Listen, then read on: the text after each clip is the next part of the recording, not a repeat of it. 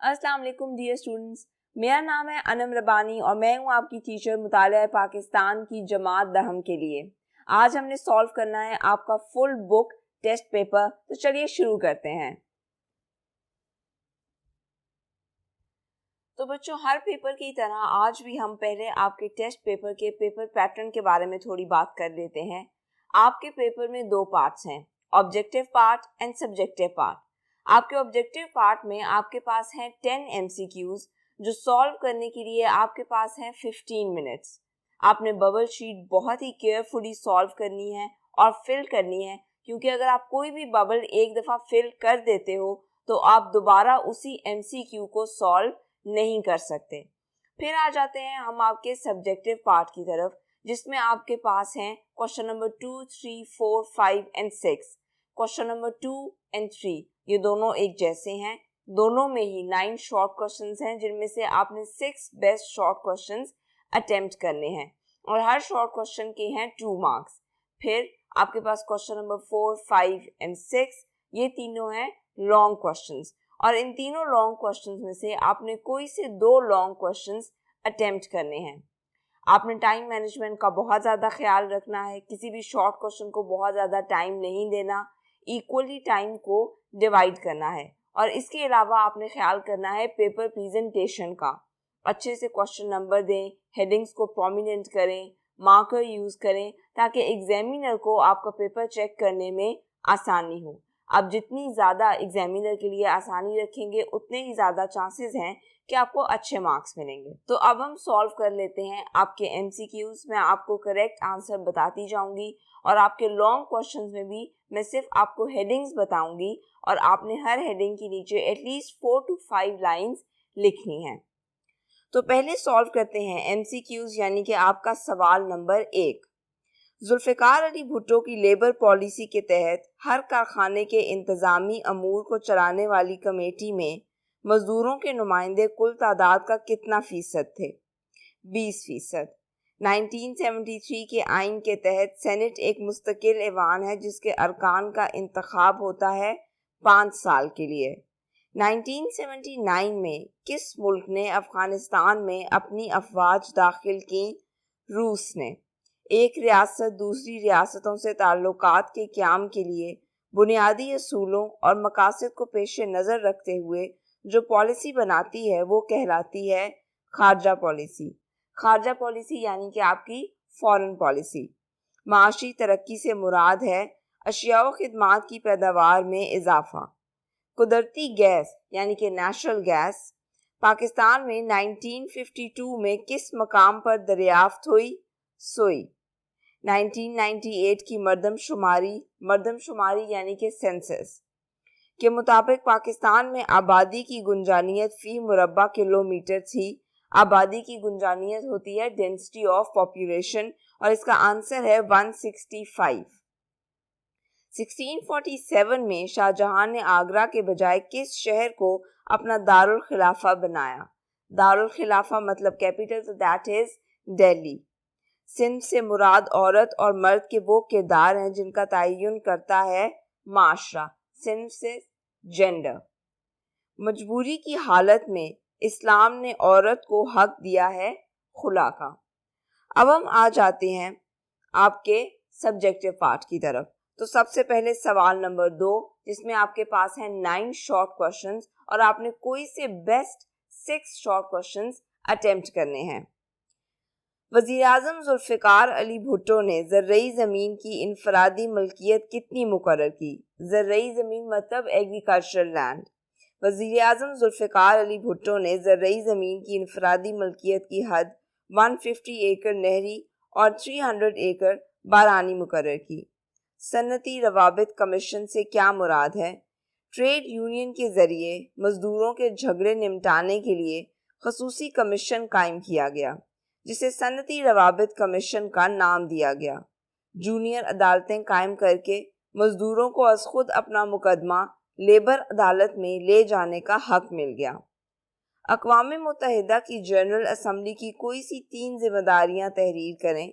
General assembly की जिम्मेदारियां मंदरजा झैल हैं। सलामती कौंसिल के गैर मुस्तकिल अरकान का इंतखाब करना, معاشی اور معاشرتی کونسل کے ارکان کا انتخاب کرنا، نئی ریاستوں کو رکنیت دینا، رکنیت مطلب ممبرشپ، اور کسی ریاست کی رکنیت کو ختم کرنا، اقوام متحدہ کے بجٹ کی منظوری دینا، دنیا بھر میں امن کے قیام کے لیے اقدامات کرنا۔ ورلڈ ٹریڈ سینٹر کا واقعہ کب اور کہاں رونما ہوا؟ ورلڈ ٹریڈ سینٹر کا واقعہ 11 ستمبر 2001 کو امریکہ کے شہر نیو یارک میں رونما ہوا۔ زرعی پیداوار میں اضافہ کیسے ممکن ہے؟ زراعت کے شعبے کو ترقی دینے کے لیے سائنسی بنیادوں پر مختلف زرعی آلات اور جدید مشینوں کی مدد سے کھیتی باڑی کو رواج دینا ضروری ہے۔ اس سے ہماری قومی آمدنی بڑھے گی اور ملک خوشحال ہوگا۔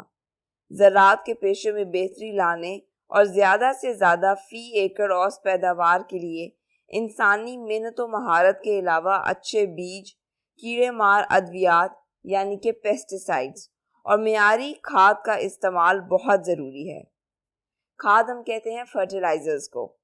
پاکستان میں نہری نظام میں بہتری لا کر اور آبپاشی یعنی کہ اریگیشن کا سسٹم کہ مصنوعی اور جدید طریقوں کے ذریعے فی ایکڑ اوسط پیداوار بڑھائی جا سکتی ہے۔ زراعت کے میدان میں تحقیق میں اضافے سے بھی زرعی پیداوار میں اضافہ ممکن ہے۔ سندھ طاس منصوبے کے تحت 7 رابطہ نہریں کون سی ہیں بیان کریں۔ سندھ طاس منصوبے کے تحت 7 رابطہ نہریں بنائی گئی ہیں۔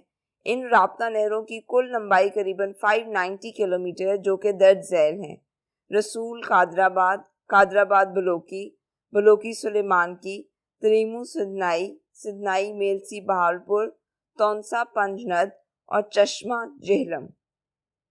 تعلیمی مسائل کے حل کے لیے حکومتی سطح پر کیے جانے والے 5 اقدامات بیان کریں۔ تعلیمی مسائل کے حل کے لیے حکومت درج ذیل اقدامات کر رہی ہے: پریپ سے میٹرک جماعتوں تک مفت تعلیم اور مفت درسی کتب کی فراہمی، مستقبل کی ضروریات اور سائنسی بنیادوں کے پیش نظر نصاب کی تشکیل نو کرنا۔ نصاب ہم کہتے ہیں سلیبس کو۔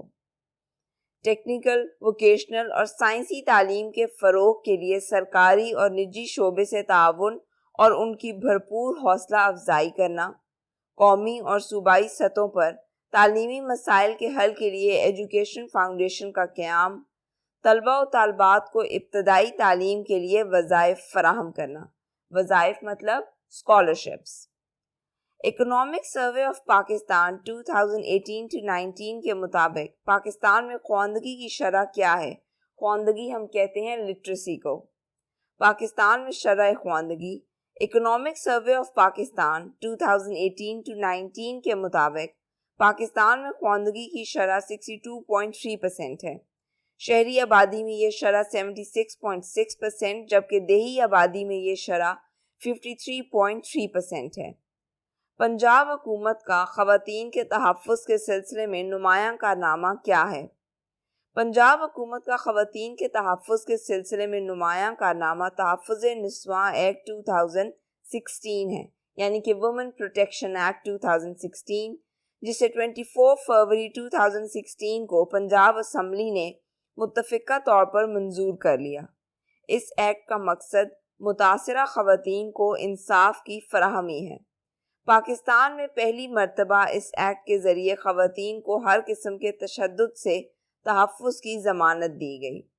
Now coming towards question number 3, again we have got 9 short questions and we have to attempt 6 best short questions. شرعی عدالتوں کا قیام کب اور کیوں عمل میں آیا؟ 10 فروری 1979 کو ایک آرڈیننس کے ذریعے سے تمام ہائی کورٹس میں شریعت بینچ قائم کر دیے گئے۔ ان میں علماء کو بطور جج شامل کیا گیا۔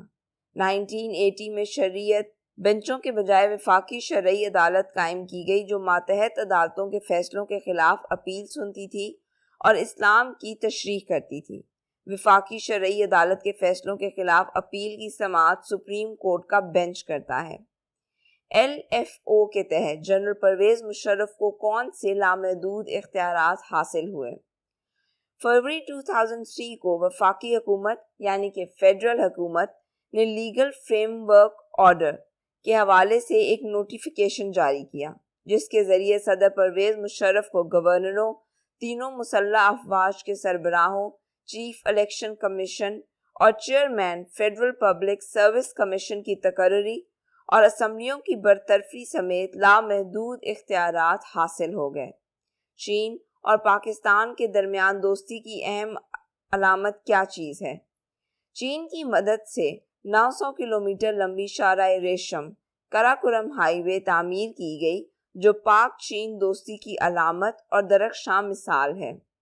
دنیا میں قیام امن میں پاکستان کے کردار کے کوئی سے 4 نکات تحریر کریں۔